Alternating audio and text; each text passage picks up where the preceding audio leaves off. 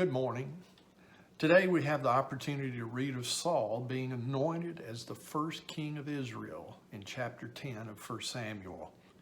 Of course, God was not pleased that the people of Israel wanted an earthly king as other nations had in those days.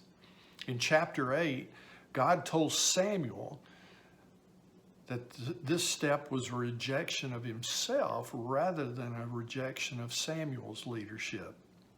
This step was fraught with potential problems from the beginning because sinful human beings would be involved. There are some particular verses in chapter 10 that I would draw your attention to this morning.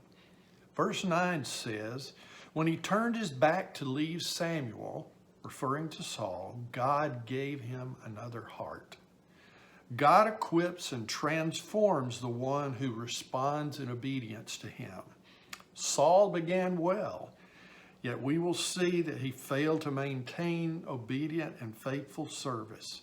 May his good and bad example be teaching points we'll not forget.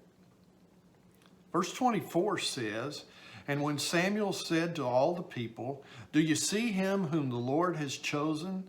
There is none like him among all the people.' And all the people shouted, 'Long live the king.'" In verse 25, it then says that Samuel sent all the people away, each one to his own house. Saul also went to his home at Gibeah, and with him went men of valor whose hearts God had touched. Then it says, "But some worthless fellows said, 'How can this man save us?' And they despised him and brought him no present. But he held his peace."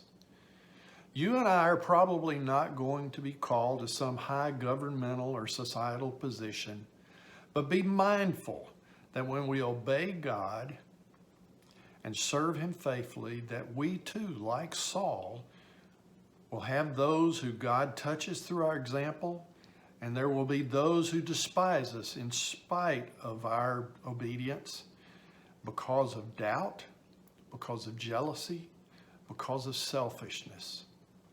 Following God does have a cost. Not everyone will rejoice in our fellowship of Jesus. Follow him anyway.